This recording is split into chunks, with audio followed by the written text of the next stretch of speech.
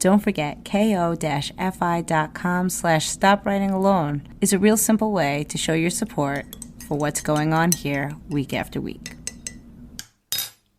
Hi, everyone. This is Nicole Rivera, and this is the Stop Writing Alone podcast for writers who are looking for their writing community. I know you want to find readers for your work, but I think your first step is to connect with other writers. That's what we're going to do here in the Stop Writing Alone podcast. We'll do writing prompts and other writing group activities, discover online writing communities, learn how to find local writing groups, or how to make your own. Join us as we explore, learn, and write.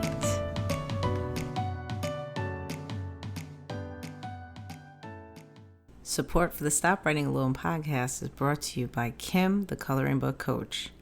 Did you know you can heal your heart and more through coloring and the other fun services Kim offers as a Reiki healer and intuitive? Visit thecoloringbookcoach.com now for your free coloring book and save 15% on any service when you use the code STOPWritingAlone15 in the booking notes when you make your appointment at thecoloringbookcoach.com. That's StopWritingAlone15 at thecoloringbookcoach.com. Hi, this is Nicole Rivera, and you're listening to the Stop Writing Alone podcast. This week, we're chatting with Michael Schwartz, lifelong writer, currently expressing that passion through song. Mike's first album, Impossible Blue, can be listened to wherever you download music. Mike's path to songwriting wasn't a direct one, so we chat a bit about how he got here, how he had to stop in the Oval Office on the way, and where both he and I find inspiration from our kids. I'm so happy to be sharing Mike's story with you, as well as some of his music. After the show, make sure to check the show notes for all of Mike's info, including his website for his coaching services, where he helps others make great professional transitions just like he has. So much goodness here, guys. Let's head into this interview.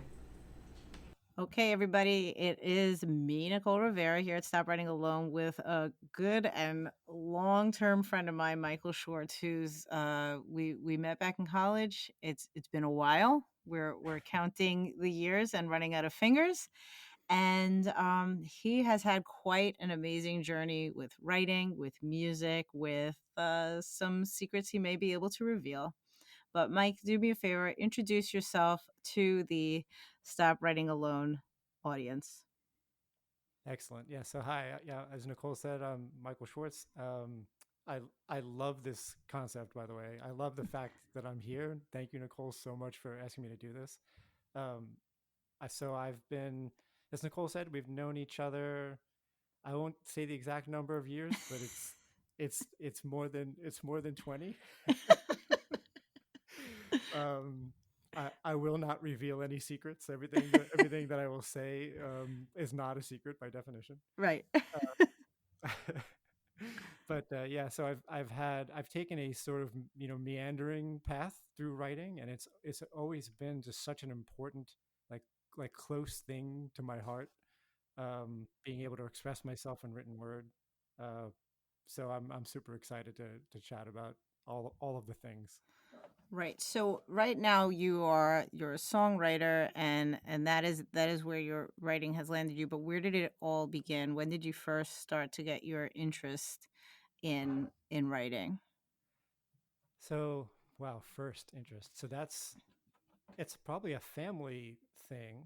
My grandfather on my mother's side. So my mother was born in Belarus during the just after World War II. So her parents luckily got her out of there, her and her sister. But my grandfather eventually, I want to say probably in the 80s, wrote a memoir of all of his experiences through Eastern Europe and dealing with the Nazis, then dealing with Stalin. So one of my first exposures to real memoir writing was my grandfather's book. Um, That's amazing. yeah, it's just so my brother's a writer, my mom has always written. So I've always been exposed to writing, reading, and writers from a really young age. And I've always dabbled in like writing fiction, writing. I always kept a journal when I was a kid. I wrote poems, um, which sort of brought me full circle eventually to songwriting. Um, Ironically, I really didn't play much music when I was a kid. I was always a big music fan, and I Oh, I wrote wondered poems. about that. Okay, Yeah, that's really cool. Yeah. I mean, I played trumpet in fourth and fifth grade. Right. I never Music asked, assigned. right, and it wasn't good, so I can't really count that. But yeah, I came back around to learning how to play music as an adult, and I mean, fairly recently. I'm old, so like, well, I won't say that I'm old because then Right. I might offend Then, some people. then Uh, I'm old, so stop. let's say I was a little older when I picked up the guitar than most Right. people who Than pick up a most guitar. people. Yes. Right. Um, so I joke that it took me 40 plus years to write my first album, which is Wow. kind of true because you know while I wasn't really writing songs, I was always writing songs. Right? They were Hmm. they were either in my head or they were poems or something. And it wasn't until I picked up a guitar and started playing around with the chords and the melodies that I realized, oh, I can actually match these words up to music and do all of the things that as a kid I grew up listening to the Beatles and Bob Dylan and Bruce Springsteen, all the great songwriters, Right. and I just always wanted to do it. Yeah. Yeah, that's wonderful. I'm just curious because it's such a wonderful experience for me to think of that you were growing up around all this writing happening. Was it just like never a second thought, like everybody just sort of did it? And to that end, was I think one of the things that many new writers struggle with is that they're sort of raised in this idea that writing is not a way to make a living. So I'm wondering, since you were surrounded by writers, was that not a conversation? Was it always sort of possible that writing could be a path to making a living or a life as an artist, that type of thing? Hmm. Yeah, I wish I had an easy or comforting answer Hmm. to that. Right. My parents, I don't want to say that they were discouraging. That's the wrong word. In fact, I'm sorry I said it. They very much valued um, myself getting an education or training that they knew I could make a living doing. The stable job, no Yes, worries. right. Yeah, and Now, I understand your reservation about saying discouraging because it's out of love that right. all of our parents did this because it's just like to fully understand the life of an artist is it's work, and a stable job is, you know, Yeah, show up, do your thing, they'll pay right. you. Right. You don't have to sell each and every part of you every Right. single day to. Right, right. But that said, I mean, so my mother always had a book in her hand. Hmm. She always encouraged us to read. She always encouraged us to write. She even encouraged us to paint, even though I never really had much talent for it. Like my mother painted, so it was something I tried. I mean, I did needlepoint. I mean, I tried everything. Wow. And she was very encouraging in that sense, which is why I didn't want to use the word discouraging. Like Yeah, yeah. she always encouraged art, expression, writing. My dad was always playing music. And I say playing music. He was not a musician, so like he had music on. Right. Uh, um, so they always encourage the arts and writing and all of that, but it was never really brought up in my household as a way to make a living. Right. It And was my brother is the happy now part. right. It was like, well, you do your job and you have your life, and then if you have some time, Hmm. Right. go do these other things that you enjoy. Gotcha. And then a job is just a job, and if you enjoy it, that's just a bonus, right? It's Yeah, not. yeah. So very traditional baby boomer, I think, Right. kind of attitude. So Definitely. yeah, I mean, I'm trying to think. No one in my family really made a living as a writer until my brother. Okay. Um, and he started out writing for a newspaper down in Florida. He always wrote fiction on the side. He wrote restaurant reviews. I mean, anything he could for sort of like freelance work. Gotcha. Um, and now he works for Major League Baseball. So Cool. he's it is cool. Unfortunately, he still doesn't really write for a living. Oh, yeah. He's doing they do mostly like the stats and the things like that. But he always writes. Like he's always got his pen in hand and a notebook, and Well, uh, yeah. he's my older brother, so I took that habit from him, and I've tried to maintain journals my whole life, and some of that has even turned into songs, which has been great. So, yeah, I think I've told you this before. I don't have any experience with songwriting, but I'm always curious about it. When I listen to music, I am I'm a lyric listener. Like that's Hmm. where I I love melody. I love music, but the lyrics will make or break a song for me. It's like Hmm. as lovely as the melody is, if the lyrics don't hit, I'm like, ugh, eh, put on the next one. So I'm wondering, what is your process, or how do you distinguish, or do you distinguish at all, writing a song from, say, a poem, or some songs that have a wonderful story thread, in them? What is it that makes a piece of writing to you a song versus something else? Does it only happen when you can find the music to match it, or is there something before that? So those are great questions, because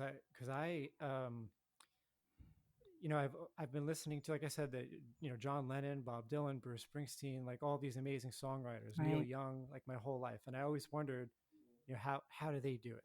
Yeah. Um, Bruce Springsteen's autobiography, by the way, is amazing. He talks a lot about his process. I think, Okay. just like, I mean, writing anything, I think people have different processes. Right. But for me, I have some songs that I listen to, like other people's songs that I only listen to because of the lyrics. Like you Mm, said, like the melody's good and the musicianship is great, but the lyrics, like, and I think about some of Bob Dylan's songs, or even Bruce Springsteen songs. Like a lot of it is the lyrics, the storytelling, and those are the songs I come back to over and over. yeah. Um, but there are other songs that just have this sort of like moment of musical perfection in them. Mm, And that could be the way the lyrics meld with the melody, or a certain run on the guitar, or whatever. But it's this song, like you know it. You get the little hairs standing up on your arm, like yeah. you've probably felt this before. Yeah. It's Yeah. just that moment of musical perfection. Right. Um, that said, I was always more drawn to the singer songwriter types. So yes, the lyrics are what gets me. Yeah. So like when I first started, this is actually a good story. I'm priming you by saying this is a good story. So my whole life, like I said, I wrote poems. I always wanted to write songs, and I never thought I had the tools to do it. I just didn't. I flat out didn't. I thought like there were songwriters, and then there's me, right? Right. Um, I was messing around with the guitar. This was probably like 4 years ago, and I was just playing. I don't know. I was strumming some chord progression, just because. I'm in my basement, which I also use as my studio. And my middle son. So I have three kids. I guess I should have started with that. I have a toddler age daughter, and then I have two sons that are 10 and 12. So my now 10-year-old son, who was about, I guess it was 3 years ago, so he was about 7 at the time, he started saying something while I was playing the guitar. Mm, And then he started humming something. And I was convinced that he was repeating a song he had heard or whatever. And I was like, Max, what is that? He's like, what is what? right. Right. I was like, that song you were just singing. He's like, oh, I just made that up. Oh And I was God. like, stop. Oh So God. so I was like, come over here. And I grabbed a pen and I just started writing. And Right. and and he and I, so he would like spout out one line, and then I would put a line to match, like to rhyme with it. Right. And then we went back and forth for 10 minutes, and I wrote my first song with my 10 year Oh well my my now 10-year-old son. God. I've got tears in my eyes. Are Right? you kidding me? I told you it was a good story. Oh, that's And I sat down. beautiful. The first thing I did was just turn on the computer and record like a rough draft of it, just like a scratchy demo, just so I didn't Right. forget the melody. So I don't actually read and write music. Yeah. Right. So if I come up with a melody, I have to record it so I can remember it. Oh my God. Um, Yeah. So I did this, and then I played it back, and I was like, oh my God, like my son just taught me that I can write songs. Oh my goodness gracious. And that's how my first album was born. That's That was the wonderful. first song that I ever wrote, co-written with my son. Um, and that was it. That was like the path that launched me. Um, I love that because I've found so much from being a mom myself that looking at the world through my son's eyes has given me so mhm. much permission to just be me and I love that. just sort of like release all of the whatever I've picked up along the way to make me think I can't, or you know what I'm saying? Because you see how they walk through this world before the world gets them. And, Hmm. like you say, like, what song is that? It's like, well, it's like mine. I just made it up. Don't you know you can just do that? And then we sit back like, wait, no, I didn't think I could, but if you could, let's do this together. Ugh, that's beautiful. Oh my God, I love that. That's amazing. I mean, from that moment on, so I have like several. I don't know if I'd call them methods, but several ways that songs come to me, Right. and they've all started. Well, sometimes I'll have like a lyric in my head or just a phrase, and I'll think this sounds lyrical, like I Mm, can use this somehow. Sometimes I'll have a melody in my head, and sometimes I'll just sit down with my usually acoustic guitar and strum a chord progression, and then see if anything. I'll basically start humming a melody. right. So I'll be like, oh, this melody works over those chords. But no matter how the song starts, I will always eventually record a chord progression using my acoustic guitar, and then just humming a melody over it. Gotcha. And I'll just record that so I have it. Whether even if I started with the words, because I won't really know if the words fit until I listen to the melody a few times. I gotcha. Okay. And then there were a few songs. This was actually pretty good too. So I started work writing a second album that I was going to record this summer, which is obviously now, well, maybe not obviously, but it's on hiatus because of COVID. Um, COVIDitis. there's got to be COVID, a, yeah, there's got to be a word we can make for COVID COVID, hiatus. COVIDinated. I don't Right. know. It's It's been COVID. COVIDinated. Um, I found a batch of poems that I wrote in 1998, Oh wow. and I was like, this first of all is an amazing window into what I was thinking and Yes. feeling at the time, right? Just incredible. Yes. And none of it was on computer. It was a bunch of Mm, papers I found in a yeah. folder. As I was reading through them, I was like, you know what? I was trying to write songs back then. Mm, Like I could see it. Like as like as I was like reading the poems out loud, I was like, this is definitely lyrical. So out of those batch of poems, I found like three or four that I set to music, and they became songs. And I amazing. was like, this is just it was like fulfilling the dreams of that guy from however long ago, almost what, 22 years ago. That's around the time I was writing poetry as well. Yeah. Oh, that's amazing, Mike. That's really, really cool stuff. Yeah, I'm always curious about that. I'm not musically inclined in any way. I told my parents at the age of 8 that I was done with piano and they listened to me and I haven't been back and I'm very frustrated about that. But yeah, so that's really wonderful insight to how I love that you could even do that, like pick a poem and then bring it to music afterward. I get that it's not all your poems, it's not always going to work, but Right. that's pretty cool. So you've got your first album is Impossible Blue. Yeah. When you create an album, is it sort of like thematic or is it just like I've made how many songs is it 12, That one has 10. 10? Okay. So Yeah. is it like I've made these 10 songs and I love them, or is there uh sort of a theme going through? And I guess the same question for like the second album, is that how you design albums? Again, as you can Hmm. hear, I know nothing.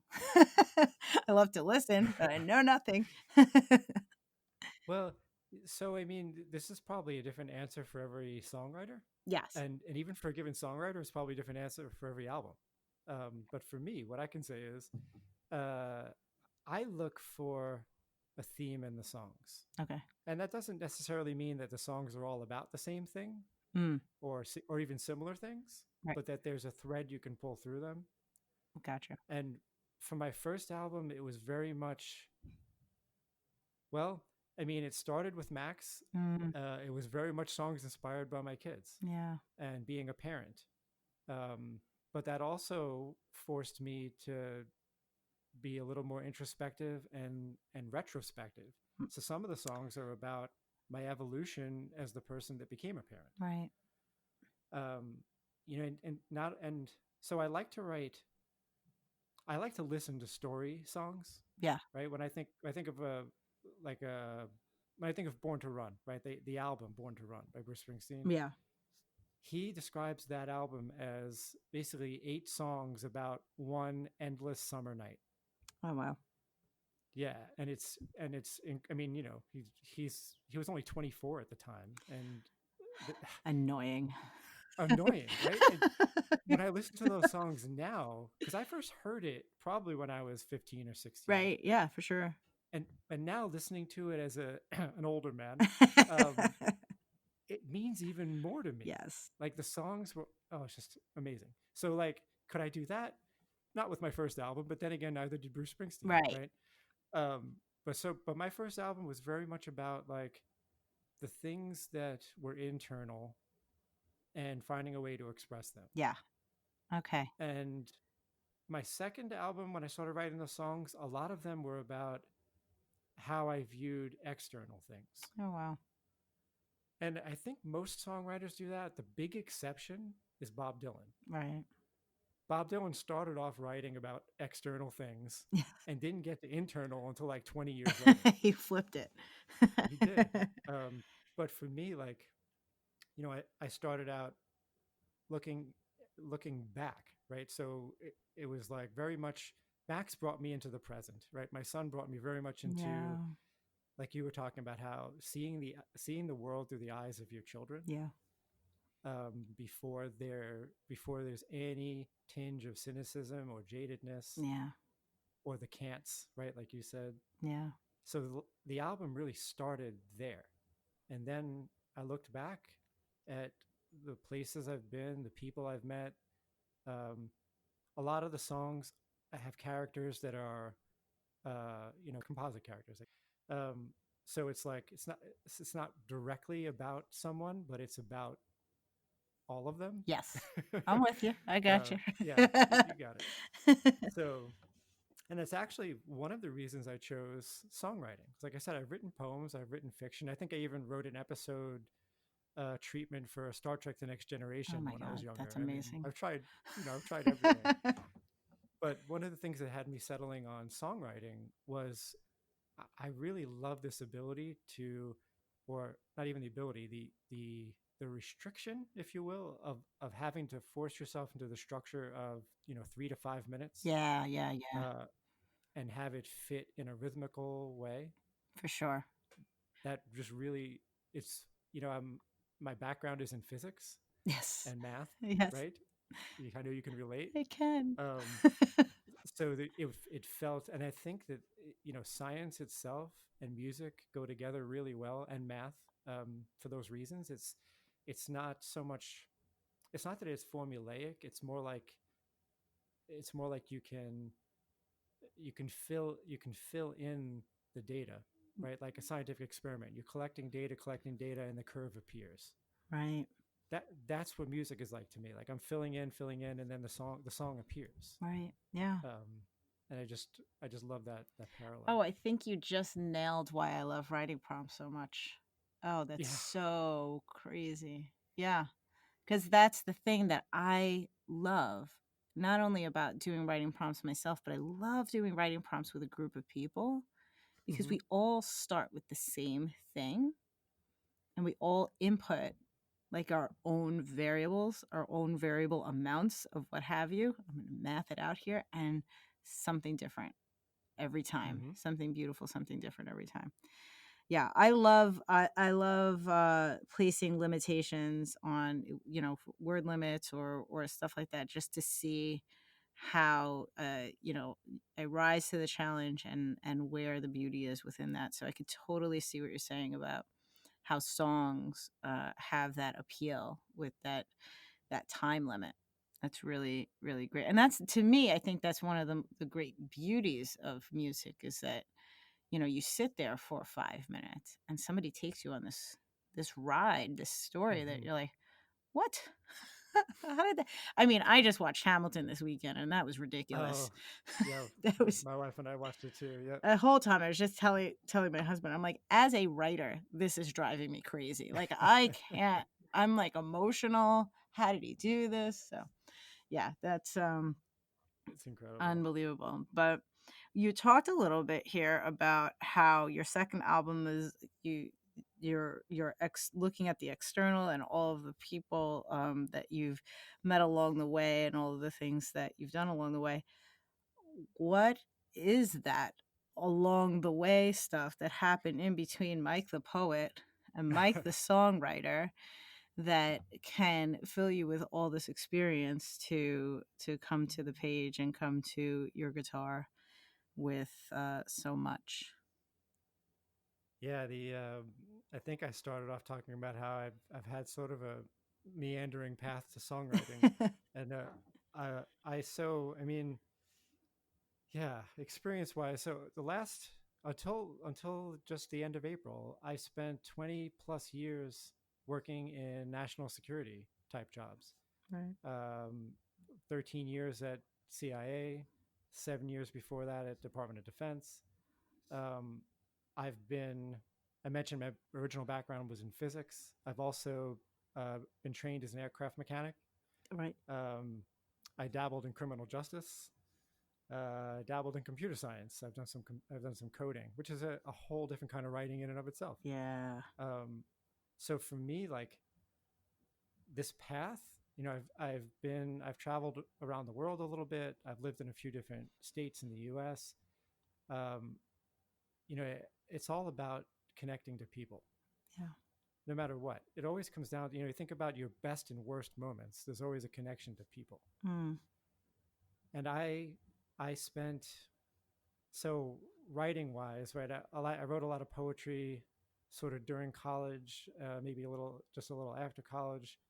And then when I started writing professionally, I think I lost a little bit of the wonder. Mm.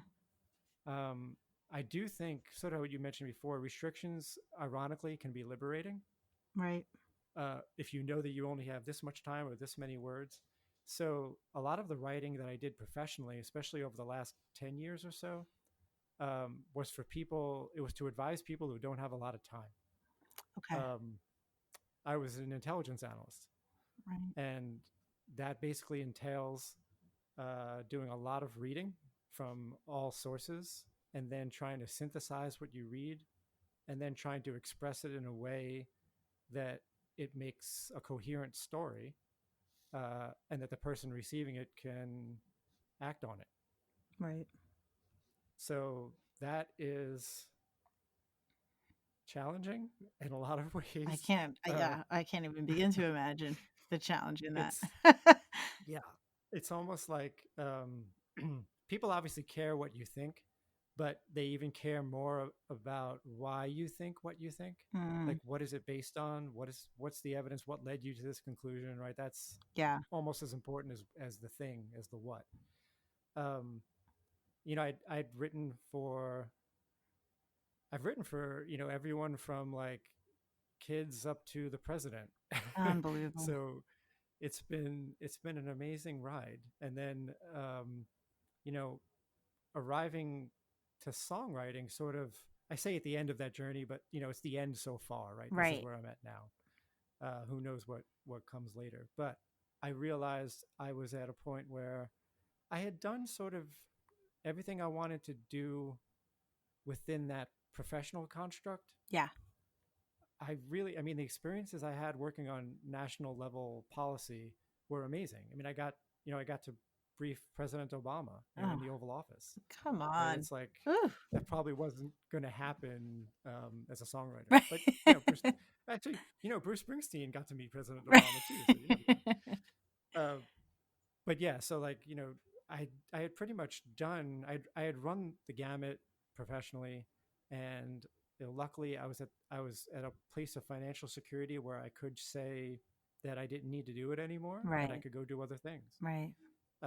So I left to mostly take care of the kids, but I also can focus on songwriting, and I started a coaching business, which is called Steady Hand Coaching. I have a website, steadyhandcoaching.com, which describes my bio and sort of what I do. Um, but it's a combination of like leadership coaching and also personal, like personal and professional transition type coaching. Right. Which I Um, think is, I mean, very timely right now. I think so many people are experiencing, I mean, r- let's run the gamut on the transitions that we're going through oh right yeah. now, you know? So yeah, I'm sorry. I just, that's amazing. I'm definitely going to have all of your links in the show notes and everything for anybody that's interested. But what are some of the services that you can provide um, to people right now? Yes, a lot of what I focus on has been people who were going through an experience similar to myself, where we've I've had a really successful career with a lot of rewarding experiences, but I got to a point where my satisfaction was dropping off, Mm, feeling a little unfulfilled, right? Feeling like, okay, I've done this, but there's something more out there. I'm just not sure what it is. yeah. So I help people walk through that moment, right? That moment in their life where uh, they're doing good, maybe even great, Yeah. but they're thinking they want something that's more satisfying. Yeah. And more than anything, I help them define what that is, because that's a different answer for everyone. Definitely. And coaching doesn't tell people what to do. It asks people the right questions to get them. The answers are within them. So we ask the questions to get people to bring the answers out. Um, Absolutely. and that's sort of the power of it.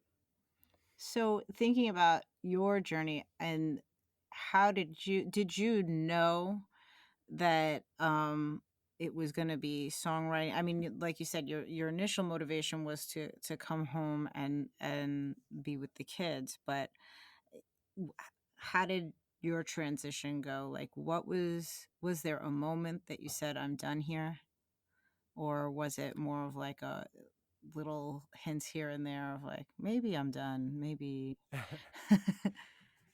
I think it's a combination.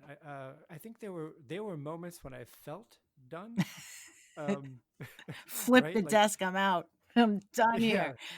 like not quite that bad, but on the inside, Right. right?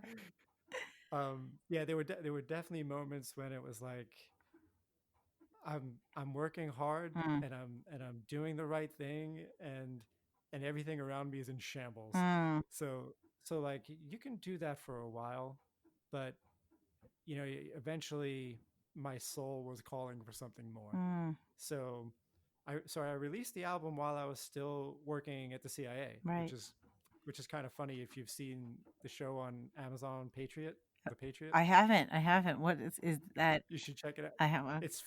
It's pretty funny. It's about a guy who works, in this super squirrely job, and on the side he's a folk singer. Oh, I definitely need to be checking So this out. people started making fun of me and all that. But yeah, but I have to say, so my first album, so it took me, a few months to write the songs. I would joke that it took me 40 plus years to write the Right.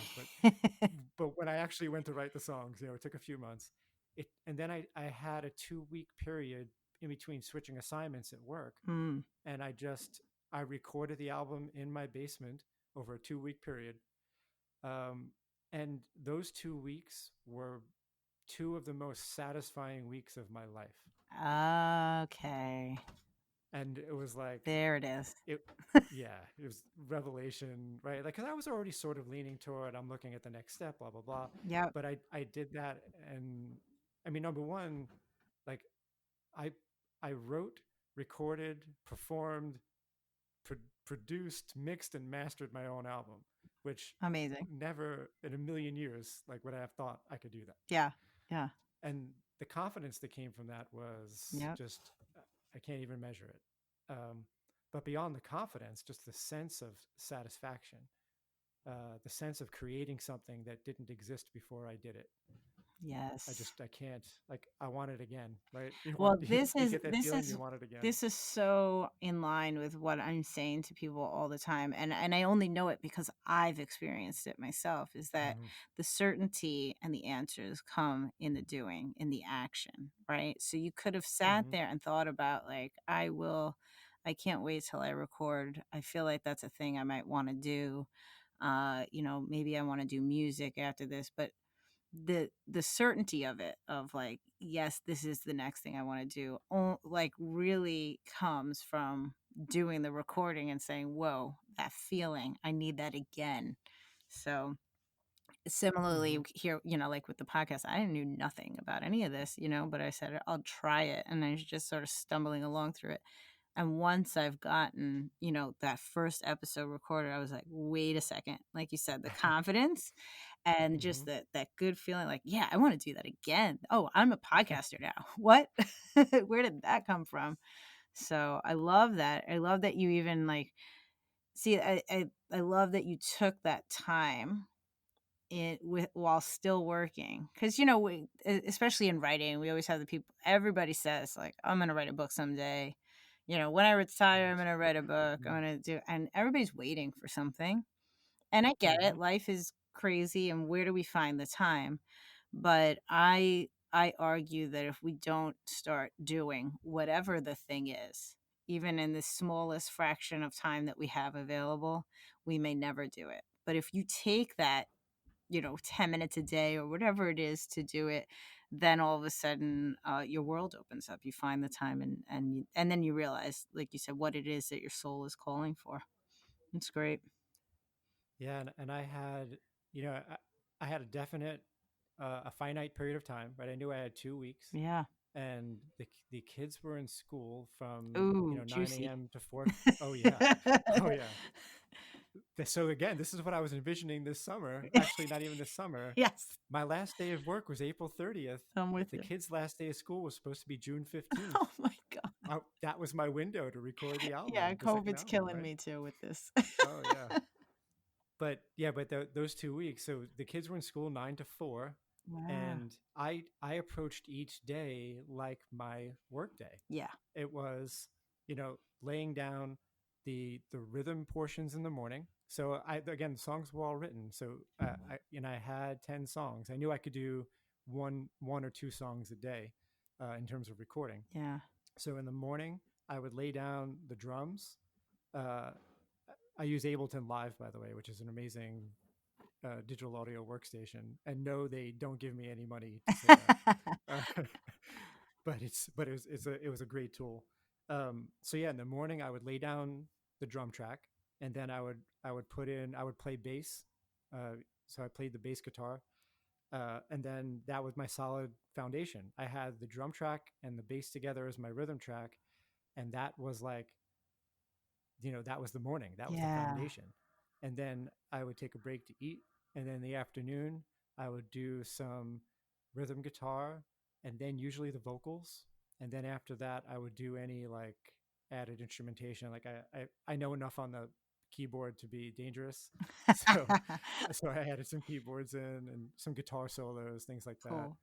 uh, and then I did that each day, and then at the end of the 2 weeks I had time to do the actual mixing and mastering of each of the songs. So Amazing. I approached it like a 7 hour a day, 8 hour a day job, Right. and it didn't feel like work. Yes. That was it. Yes. At that moment, I was like, it's like, oh, people say, oh, that sounds like a lot of work. I'm like, it was zero work, Right. zero work. Yeah, exactly. That's the thing. I work my butt off for the things that I love, but it doesn't feel yeah, there's just it's such a difference. It's amazing. Amazing. Hmm.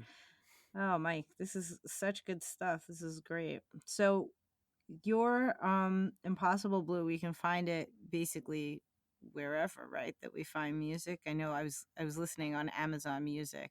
So I used CD Baby as my distributor. I see. So it's on CD Baby to download digitally, or they've they've put it on all of the streaming services. So it's on everything from YouTube Music to Google Play to Apple Music, Cool. um, Spotify, as you mentioned, Amazon. I think it's basically everywhere. They do all the electronic distribution. So this was my question to you because I'm listening, and then as we're getting closer to the interview, I'm thinking, um, obviously I pay a subscription for Amazon and everything, but I'm like, Hmm. is Mike getting anything from this with me listening on Amazon? So I look it up and I read an article that like horrified me Yeah. over where the minuscule amount of money that comes from streaming services, and that's basically like everyone I know, that's how they listen to music. And by the way, like Yep. the Amazon is like bottom of the list. Sorry about that. I had no idea. So I mean, I think Pandora, really, I couldn't believe it. Pandora was even Oh yeah. worse. I was like, what? That's where everybody used to listen to their music. So what's the deal with that in terms of and maybe you're not even there thinking about this, because I know you're in this wonderful space of like you've created this thing, it's out there, and I know like when I write something, it's like I just want people to read it, whatever, as Hmm. long as we read it, as long as we hear your music. But at the end of the day, like if I want to support you, I guess that's really where the question comes from. What is the best way to support an indie musician in terms of is it buying the album straight out, or is there some other way? I know obviously reviews help all the time so that you get seen more, but what the heck? I was like, wow, my Amazon Music is helping nobody except Jeff Bezos. So this is so you're right. So I luckily I don't have to focus on the music side. Yeah, I mean the business side of music. right. That said, I've looked into it a lot because I'm by nature a researcher and I Yeah, love data and I want input. It is awful. it's a It's nightmare. awful. So we could do a whole separate podcast on what this means for artists, but I'll give you this is the short version, right? Mhm. One of my favorite new songwriters, I say new, he's been around 10 years, Jason Isbell. Uh, Jason Isbell, he's talked about this. The only way to support an artist, well, there's two ways. One, as you mentioned, buying the music or buying merchandise, right? Buying the things from the artist. The other way is going to their live shows. Yeah, that's what I was So, thinking. Yeah. like, COVID is killing Oh, yeah. musicians right now because you can't have live shows. Oh, So man. some musicians are doing, virtual live shows, and then they've got like, Venmo or Patreon. Right, But really, so here's the deal, right? Again, short version. This will be like the short version. So back in the day, like the Beatles, right? They sold millions of records. right. They made millions of dollars from selling those records. Yep. Um, at the clip of $1 per record, Mm, the industry has always sapped the artists, right, right? So if you make $1 per record and you sell 5 million records, right? There's your $5 million. right. Um, Nobody sells 5 million records anymore because you mentioned streaming. We're streaming everything. Ironically, if you buy an album now, let's say you paid $10 or $9.99 for an album, the artist gets like $8 or $9 of that. Oh. But artists don't sell more than like, I But mean, people like the aren't big buying artists. the albums. No, nobody Right. buys because of the. I mean, myself, like I'm an artist and I have Google Play Music. I pay $10 a month and Yeah, I no, get access to like everything, right? that's what I was thinking. I'm like, I don't know anybody except for the Yeah, people that I know that still collect vinyl, right? So like right. they're the only people So that I the know are artists get that. going out to Hmm. buy. And now that makes so much sense as to why so many artists are making sure their thing is in vinyl too. Like Yep. buy the thing. Yeah, so that's what I was thinking, but I'm happy you answered that question because I was like, oh my God, how much are they making off the sale of the album? Yeah, So it is a Spotify. decent chunk if you buy the album and you buy the Yes. music. Okay. Yep. And like I don't do merchandise, but if there are other artists that you want to support, buy their t-shirts. Like go to their merch store and buy their like Right. mugs and t-shirts and hats. Just make sure you buy it from their merch store because otherwise it could be Right. You're giving counterfeit stuff. somebody else money again. Right. I honestly like obviously I knew it wasn't great, but Did you just look so at the that actual yeah, I numbers? was just gonna say, just so the audience knows, it was at least the article that I saw per stream. This is Amazon Music. You get 0.0042 something cents. And so the whole article was framed around how many downloads you would need to make minimum wage in a month. And to make minimum wage in 1 month, if your music is on Amazon Music, it was something like 366,000 plus streams to make minimum wage. And then like the Hmm. top of the list, like your big money maker is Amazon Music, and that was like you still needed 200,000 plus streams to make minimum wage. And I was like, this is uncalled for. This is just atrocious. So I was like, oh my gosh, I don't know if Mike is diving deep on the business end, but I gotta ask Oh, him. deep So enough. yeah, that's definitely I'm always trying to find the ways that we can support our artists because this is what happens. I think with all of us, we fall in love with these creations that people make, and we think we are supporting them by talking about them and listening Hmm. over and over again, and then you find out the real, you pull back the curtain and there's Oz and you're like, what? I'm so sorry. So buy albums, buy merch, and obviously live shows are Live shows. always the key. So That's really the lifeblood of musicians. yeah, yeah. Um, yeah. And like you said, now with if anybody has a Venmo or a PayPal or whatever, Patreon, all that stuff is definitely going to help. Oh, Mike, this has been really wonderful. Thank you for all of that. So to that end, where can everybody go to support you, find out more about you, and again, I'll put all the links in the Hmm. show notes, but just let people know where they can find you. Yeah, so music wise, I've got a YouTube channel and I think I sent you the link, but if you look up, Michael Schwartz, Impossible Blue, on YouTube, it'll come up. I have a music Facebook page at Schwartz Music 23. It's a public page on Facebook, so people can find me there. Uh, Coaching wise, my website is steadyhandcoaching.com, all one word. And you can also read my bio there. You can find out all the good stuff. Well, not all the good stuff, but some of the stuff that I did at CIA. All the permitted to be spoken about good stuff. Yes, yes. Because people always talk about, like, I don't want to go to jail. Like, I really don't want to go to jail. Right? Right. So, nothing good happens. Right. Um, so yeah, those are my big ones. I'm also on Twitter at Schwartz Music 23 as well. Although I don't really mean. I have to admit, because again, I'm getting up there in years.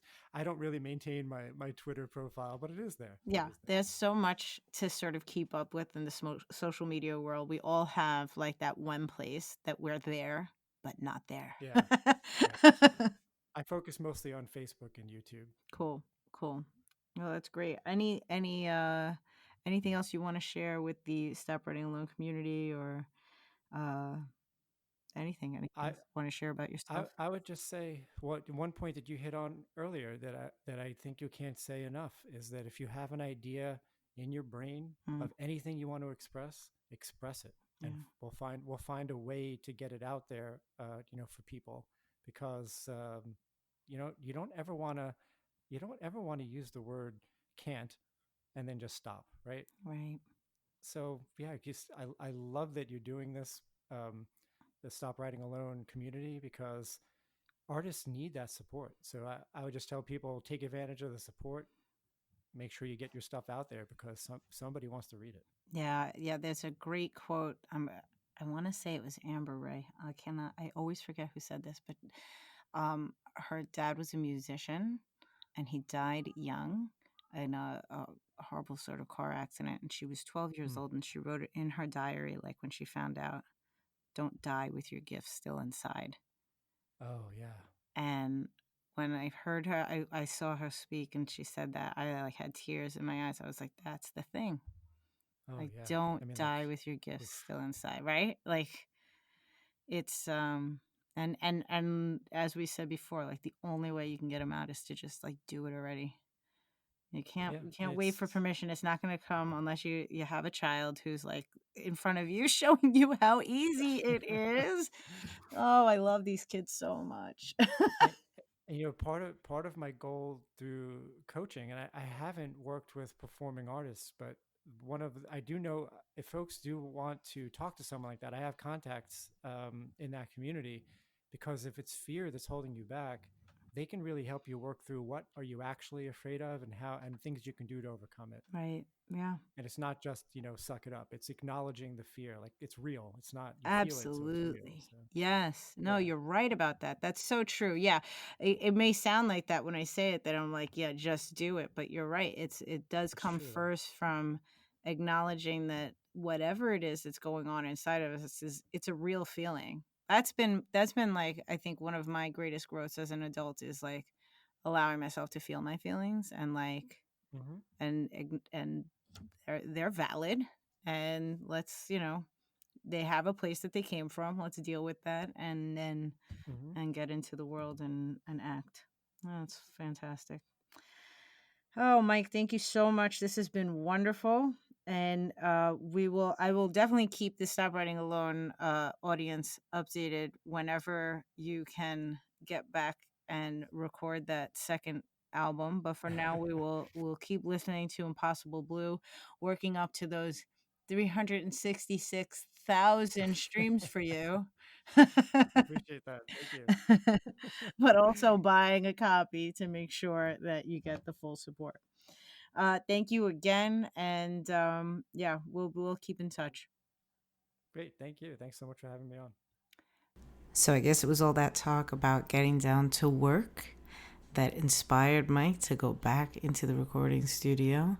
He is sharing with us, first here ever, guys, is the first single off of the album that he's working on, his second album to come out hopefully very soon. I'll keep you guys updated, but for now, here's the first single off of Michael's next album. The single is called Here Before. Enjoy.